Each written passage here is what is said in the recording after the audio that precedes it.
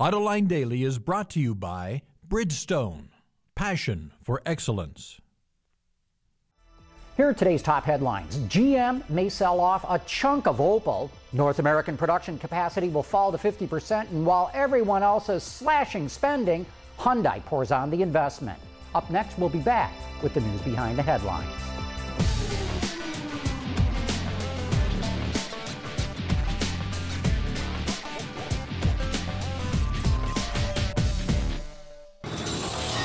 This is Autoline Daily for Monday, March 2, 2009, and now the news. $44 billion. That's what GM's request for government aid is up to right now, when you count money it wants to get from governments in North America and Europe.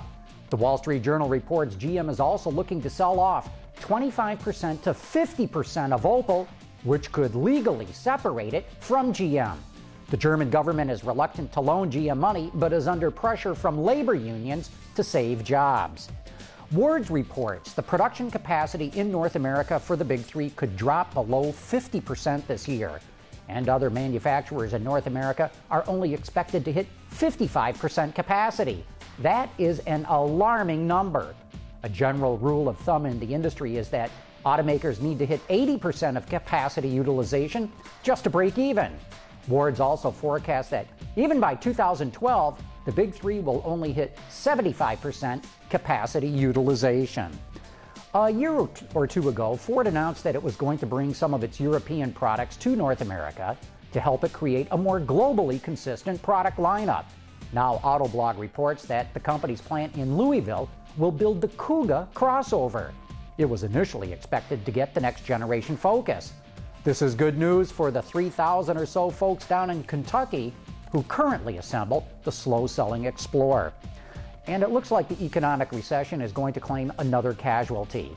WardsAuto.com reports that GM's highly anticipated diesel engine for light-duty pickups may get canceled.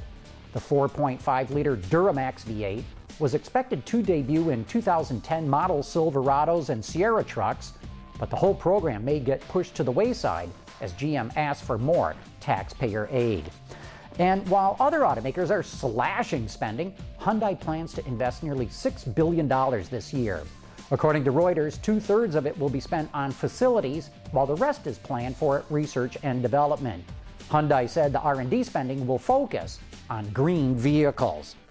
Dacia, the low-cost brand from Renault, will unveil its first crossover concept at the Geneva Motor Show. It's called the Duster. It has a very futuristic look. It has one door on the driver's side, but there are two doors on the passenger side. And even though it's a 4-passenger vehicle, the passenger seat can slide under the driver's seat to create more cargo room. The Duster is equipped with a 1.5-liter diesel engine that gets the equivalent of 44 miles to the gallon. Coming up next, a look at the brand new Shelby GT500 Mustang. We'll be back right after this.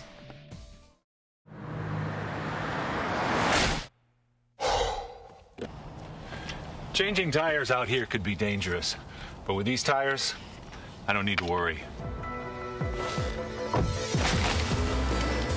Bridgestone. Ford premiered its redesigned 2010 Mustang at the LA Auto Show late last year, but it saved the hottest version for the car for its hometown show in Detroit. Carroll Shelby himself was even on hand to help introduce the new GT500 to the international media. It takes a lot of muscle to power the new Shelby to the top of the Mustang stable, but that's just what the engine delivers.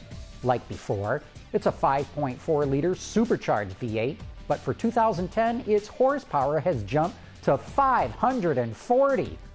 Bolted to the engine is a 6-speed manual transmission with revised gear ratios for better performance and an estimated 2 more miles per gallon on the highway. The exterior of the new GT500 shares the same basic shape with lesser Mustangs, but its styling has been tweaked for a meaner look and better aerodynamics. In keeping with the updated body, the interior is also all new and light years ahead of any previous Mustang. The soft dashboard is accented with real aluminum trim, while the seats are covered with leather and Alcantara. The latest Shelby GT500 should arrive at Ford dealerships sometime this spring. No word yet on the price, but you can bet it'll cost at least twice as much as an entry-level Mustang. You know, Autoline Daily reaches a wide audience ranging from top decision makers in the industry to everyday consumers. They all have one thing in common. They love the auto industry, the cars it makes, and the technology that goes into them. We have thousands of viewers from 140 different countries in the world. If you'd like to advertise your company or product to these people, contact our Director of Sales, Jim Moskis, using the info on your screen, or click Contact Us at AutolineDetroit.tv. And that's it for the top news in the global automotive industry. Thanks for watching. We'll see you tomorrow.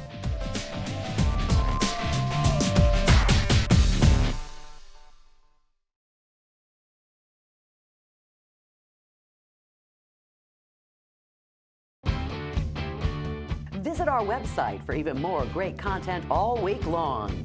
Autoline Extra, Dawn's Journal, podcasts, and even more.